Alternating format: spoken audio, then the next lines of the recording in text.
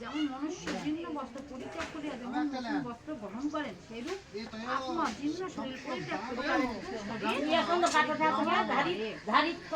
সকল ইহাকে ছেদন করিতে পারে না, অগ্নিতে দহন করিতে পারে না এবং জলে ভিজাইতে পারে না।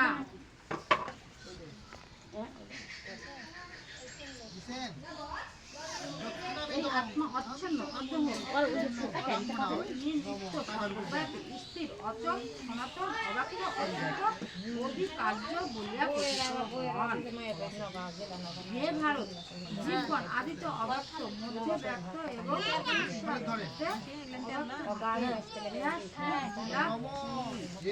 কেবল আত্মাকে আশ্চর্য বোধ করেন, আশ্চর্য বোধ বলিয়া বর্ণনা করেন।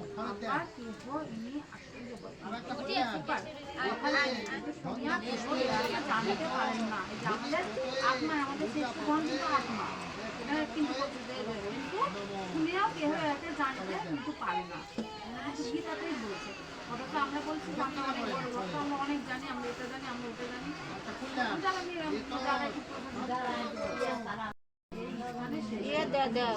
আঙ্কল খাবেন এর পাতি দিয়ে দাও, তাইলে শুনিলে বোঝা কিন্তু যায় না।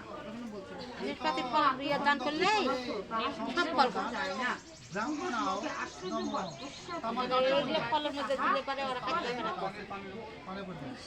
বলা হইয়াছে তাহা যদি হইতে তবে বোধ হয় গীতা এই স্থানে সমাপ্ত হইত।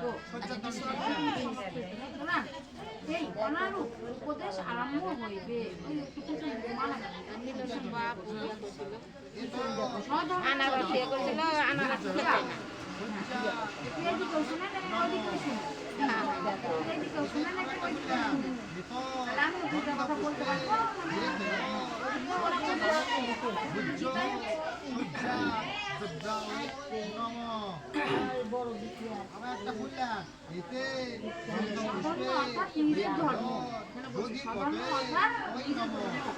অর্জুন ক্ষত্রিয় যুদ্ধ ব্যবসায়ী, সুতরাং তাহার স্বধর্ম ধর্ম রক্ষা, আত্মরক্ষা, সমাজ রক্ষা, স্বদেশ রক্ষা, প্রজা রক্ষা জন্য এই যুদ্ধ করাই হচ্ছে ধর্ম যুদ্ধ।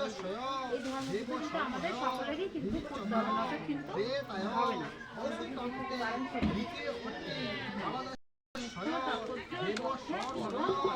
এরাই হচ্ছে শাস্ত্রের অনুশাসন। হে পার্থ, যুদ্ধে আসন হইতে উপস্থিত হইয়াছে, ইহা মুক্ত স্বর্গদার স্বরূপ ভগবানের ক্ষত্রিয়দের যুদ্ধ লাভ করিয়া থাকেন। এই যে আমাদের ক্ষত্রিয় অবশ্যই শুদ্ধ ক্ষত্রিয় চারটে বর্ণ নাই, বলছে যে ক্ষত্রিয়রা ঈশ্বর যুদ্ধ লাভ করে, ক্ষত্রিয়রা কিন্তু আমাদের যে ধর্মযুদ্ধ করতে পারেন। আর যদি তুমি ধর্মযুদ্ধ না করো তবে স্বধর্ম ও কীর্তি ত্যাগ করিয়া তুমি পাপ যুক্ত হইবে। আমাদের যে ধর্ম আছে এটা তুমি যদি না করো তাহলে তুমি কি হবে?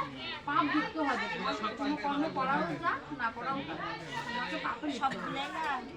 আর দেখো সকল লোক চিরকাল তোমার অকীর্তি ঘোষণা করিবে। সম্মানিত ব্যক্তির পক্ষে অকীর্তি মরণ অপেক্ষা অধিক, ইহা অকীর্তি অপেক্ষা মরণ শ্রেয়। আমাদের এটা অর্থ কি? মরণ কিন্তু ভালো। মনে করি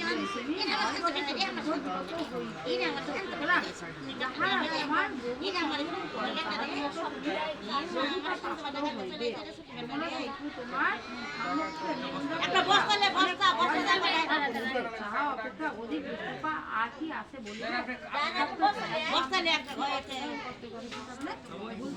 বস্তা নাই না, তখন কি হবে? ভালো কাজে আপনার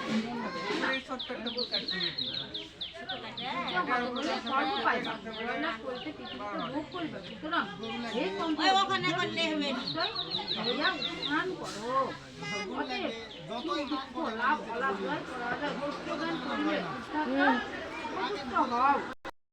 তাহলে কি আমাদের যুদ্ধ করতে হবে। এটা একটা প্রশ্ন। এইরূপ করলে পাপ ভাবি হবে না। এইরূপ যদি তুমি করো তাহলে কি হবে? পাপ ভাবে তোমার